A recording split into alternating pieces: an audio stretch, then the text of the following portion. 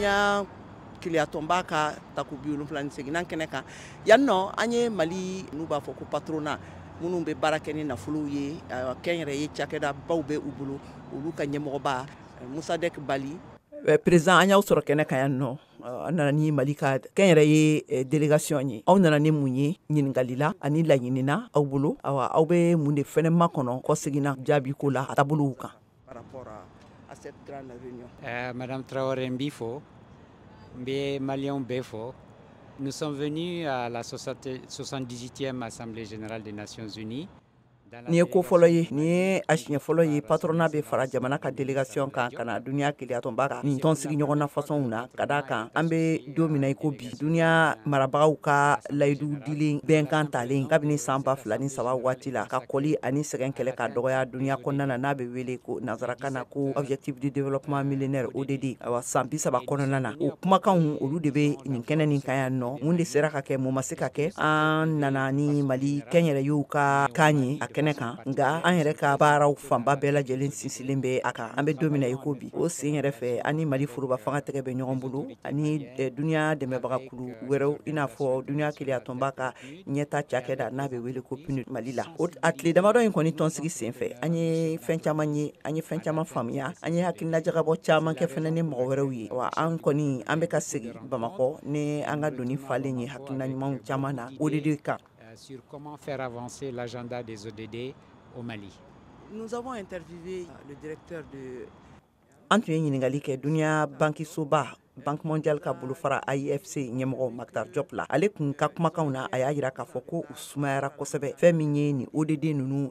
kɔnɔfɛnw ye olu bilasiraliw baaraw la awa ko fo u ka senna teliya kɛ sisan yaasa u bɛ se ka kanbɛn nin sɔrɔ sabula awa k'a tɔ tora san 7 jate ɲɔgɔn dɔrɔn de ye awa ko de sababu yɛrɛ la awa ko u ye ci bila kɛnyɛrɛye cakɛda bulubaw ma u kana sigi nin kɛnɛ nin kan o sira kan Mali kɛnyɛrɛye cakɛdaw bɛna na se ka mun de kɛ walima aw bɛna mun nafa de sɔrɔ a la.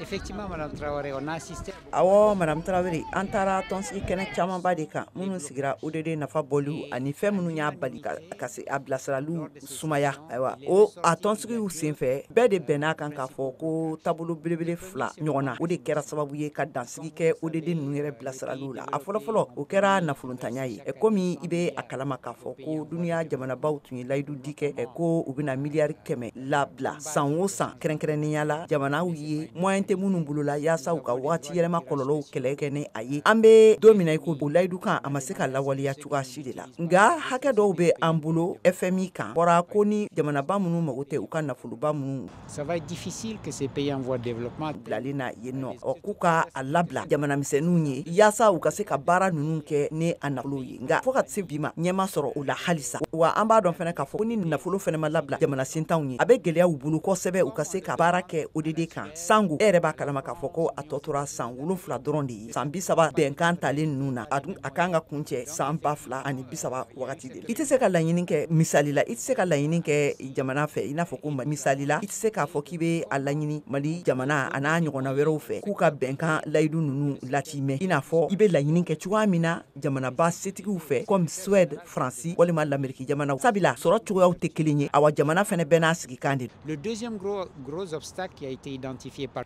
la tile 2 ninnu kɔni la an ye tɔnsigiba kɛ ni AIFC ye ka hakilinajagabɔ kɛ k'a lajɛ cogoya minnu na moyen ka di kɛnyɛrɛye cakɛdaba ninnu ma yaasa u ka baara kɛ nin bolo ninnu kan o taabolo yɛrɛ kɛra duniya kiliyatonba ɲɛmɔgɔba ka sinsilan a ka kumakanw kɔnɔna na a ko ko ka kɛnyɛrɛye cakɛdaw bolo don ODD bilasirali baaraw la a filanan kɛra min ye duniya kiliyatonba nin ka nin kɛnɛsigi san 78 sen fɛ kɔlɔsi ye a jira k'a fɔ ko kumaɲɔgɔnya sira bɔlen tɛ foroba cakɛdaw o ni foroba fanga kɛnyɛrɛye cakɛdaw o ni foroba fangaw ni ɲɔgɔn cɛla la o hukumu kɔnɔna na an bɛ tasibila kɛ Mali foroba fanga ye dɛ sabila anw ka nali yan nin kɛnɛ nin kan yan o bɛ a jira de k'a fɔ ko kumaɲɔgɔnya ju tigɛlen bɛ kaban Mali jamana fɛ ani a ka kɛnyɛrɛye baarakɛlaw ni ɲɔgɔn cɛla la awa o sirafasɔn minnu filɛ nin tan olu kan ka labaara kosɛbɛ de. Donc c'est pour vous dire que la tâche elle est immense. Est-ce que a ka gɛlɛn mɛnɛ yala e hakili la Mali kɛnyɛrɛye cakɛdaw bɛna na se a kɔrɔ wa à cette politique? Ben oui, vous savez Madame Traoré, l'atteinte des ODD, Madame Traoré, ODD u ka nafa bɔli ye jagoya de ye an ma sabila maa si kelen se k'a fɔ k'i be se ka duniɲa mɔgɔw dɛmɛ ko k'u to nin la dɛ a nafa sɔrɔli dɔw ye dansigi ye sɛgɛn ani kɔli la a nafa dɔw ye ka hakɛla kɛɲɛw kɛ cɛw ani musow ni ɲɔgɔn cɛla ye a dɔ fɛnɛ ye wagati yɛlɛma kunbɛliw ye a dɔ ye ka baara di sifinw ma ye ODD de ye k'a jira k'a fɔ ko mɔgɔ miliyari 8 min be duniɲa kun kan ka se ka balo cogoya ɲuman na danbe ani nɔgɔya kɔnɔna la ka da o kan kɛn yɛrɛ ye cakɛdaw Mali ani duniɲa kɔnɔna na be taga o sira de fɛ dɔrɔn nga anw kɛn yɛrɛ ye ka bɔ jamanaw la moyen ba tɛ minnu bolo an be a fɔ nɔgɔya la u ye k'a fɔ k'u ka danfara tigɛ baara laɲini ninnu na sabila jamana baw dɔw be se a kɔrɔ mɛn dɔw tɛna na se a kɔrɔ u ka nafolo kun labila an ye ne ka tila ka furuba kumaw latɛgɛ ani furuba fangaw ni ɲɔgɔn cɛla la an be se k'a fɔ bi nin duniɲa keleyatɔnba kɛnɛ nin kan yan nɔ kuma ɲɔgɔnya tilenin kɛra furuba fangaw ani kɛn yɛrɛ ye cakɛdaw ni ɲɔgɔn cɛla la minnu yɛrɛ tun cayara kosɛbɛ a kɛnɛ nin kan Mali la anw ni duniɲa keleyatɔnba ka bolofara min be baara kɛ taaɲɛw kan n'a be wele ko PNUD tɛgɛ be ɲɔgɔn bolo yaasa ka ODD bilasirali ninnu taabolow ɲɛfɔ kɛn yɛrɛ ye cakɛda bɛɛ lajɛlen ye CNPM be ɲɛkunya la ODD bilasiraliw la Mali kɔnɔna na. Et le CNPM est justement en première ligne dans cette bataille de vulgarisation des ODD. An be se k'a fɔ bi baarakɛɲɔgɔnya faso jamakulu kɛn yɛrɛ ye cakɛdaw ani furuba fangaw ni ɲɔgɔn cɛla la n'a be wele nazarakan na ko multilatéralisme ayiwa o kɛlen bɛ ka sira ta Mali jamana kɔnɔ bi ka ban wa. Ah oui, je peux le dire. D'abord, Awo n be o seereya di ma hali d'ailleurs n yɛrɛ be profite aw ka micro in na ka foli kɛrɛnkɛrɛnnen laseliw kɛ Mali gouvernement ɲɛmaw ani a kɔkanko kotigi ma an ka délégation ɲɛkunya be min bolo yan nɔ yan tagali ɲɛfɛ an be baarakɛɲɔgɔnya ninnu siraw mafa kosɛbɛ yaasa ka se ka ODD nafa bɔ Mali jamana kan. Soit disons on top of the agenda, donc une priorité des priorités au Mali. Je vous remercie.